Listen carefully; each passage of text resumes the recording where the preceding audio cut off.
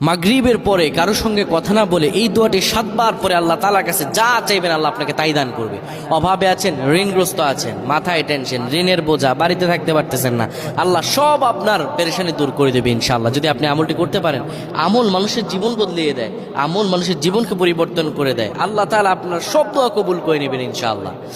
মাগরিব নামাজের পরে কিবলামুখী হয়ে থাকবেন, কারো সঙ্গে কথা বলবেন না, কারো সঙ্গে কথা না বলে কিবলামুখী হয়ে আপনি পড়বেন আল্লাহুম্মা আজরিনা মিনান নার, আল্লাহুম্মা আজরিনা মিনান নার, আল্লাহুম্মা আজরিনা মিনান নার।